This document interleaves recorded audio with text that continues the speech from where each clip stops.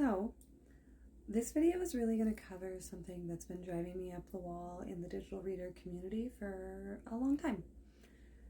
It's going to cover ethics, because that's something I feel like our community doesn't understand. And part of it, I think, is because when people get really successful as digital readers, and when they don't have a storefront that they work out of, and they don't have like brick and mortar understandings of business, or they've just kind of fallen into it and they haven't really looked up things like laws in their area, it seems really easy and like, well, I can do it, so why shouldn't I do it?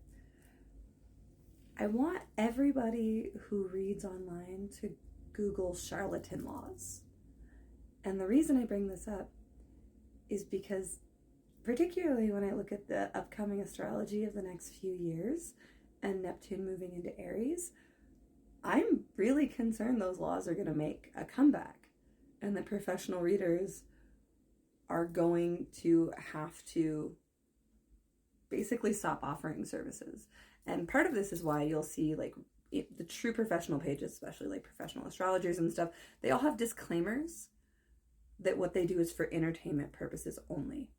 And that's because of charlatan laws, because there has been constant persecution of divinatory practices, of astrological studies, of occult practices. That's also why you see like the really tried and true and like old school people who sell like hoodoo and like spell packets and things like that.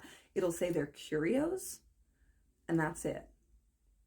And it will seem to contradict everything else on the site, and that's for legal reasons, because people can come after them legally. And it's the same reason why I get really frustrated when I see these tarot lives in particular of people giving hardcore advice, like things on life crises, things on medical health, things on financial advice, things on, life and death situations, abusive relationships. They pull one card and give one sentence and then move on to the next person. And these are often ones where they're not free readings either.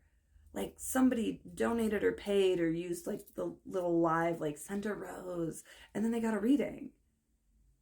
And that's all it was. And this to me shows that we have a growing shadow in the community that doesn't care about ethics, that doesn't care about helping other people. And so part of how I'm going to address that, because I'm sure there's going to be a lot of pushback and denial if this video gets any reach, I'm going to point out legally you're liable. So if you won't do it for other people, do it to protect yourself. Like, you can't be giving advice on those things. And this is one of the reasons too why collective readings, whether it's astrological delineation or just cards of the day, are general. They're about general themes in life, because ethically you can't get super specific and then put that out there and just ignore the psychological, financial, spiritual, and emotional, whatever impact of what you just did with someone that you are not dialoguing with, you are not co-creating the reading with, you are not checking back in with. Like, you have to be accountable for what you say. You have to be accountable for what you do. So I'm begging other readers to take this stuff seriously, to not just research like the history of tarot and dive in traditional astrology or look at evolutionary astrology and like all these cool, the fun parts. I want you to look up psychology. I want you to look up parasocial relationships. I want you to look up codependency. I want you to look up the laws in your area. I want you to look up ethical codes and guidelines. And there are ethical guidelines. There are organizations out there for tarot readers and astrologers that have already done this for you. There's boilerplate legal templates for your contracts, for your clients. And, a lot of you, I'm sure you're like, well, I just do this as a side hustle or a hobby, but it doesn't matter, because you're having real impact on people's lives. You're making real choices. And when you treat it like a throwaway thing, what's happening is not only are you putting yourself at risk, you are putting the people who have done the work at risk, because it's not the people who are doing the practices the right and ethical way who get the charlatan laws to come back. It's the scam artists. It's the people who don't care about these things. And the more of them there are, and the less people take them to task, the more likely it is that we're going to see social media bans. And they've already been proposed. Like, we already see it with all these clone accounts and scam accounts, and then people not blocking their scam followers. And I know it's a lot. Like, you have to check every account that comes in, and you don't always notice that you have the clones. But when you do notice, go in and delete them, block them, report them. Because the more of them there are, the more likely it is they will ban this kind of content in general. Like, people think I'm being reactionary, but when we look throughout history, this happens in waves. All of this stuff becomes illegal, which is why it can feel like we're starting over from scratch constantly, because it gets lost. Like, some of the most pivotal astrological texts were only rediscovered and retranslated in like 96. Like Valens, we didn't have Valens back, and he gives us so many core traditional practices. And same thing with Abu Mashar, like the Arabic, completely separated. We only had a tiny bit of it during medieval astrology in Europe.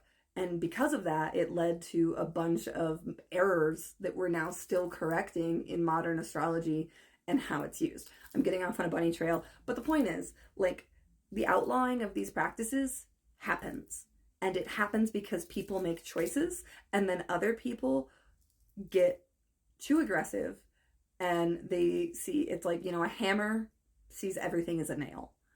And we really don't want to encourage government bodies that so often overreach and don't make choices that are nuanced address spirituality, because that's not going to go well. And it's going to require a lot of work and a lot of fight to undo it, because it always does. And personally, I'm tired. I don't want to have to do that fight. So if we could really just get back to prioritizing ethics and to looking at, like, why we do this is to help people. It is to help people understand themselves. It's to help people navigate their lives. And, it's not for everybody. Not everybody's going to want it. Not everybody's going to like it. And that's okay.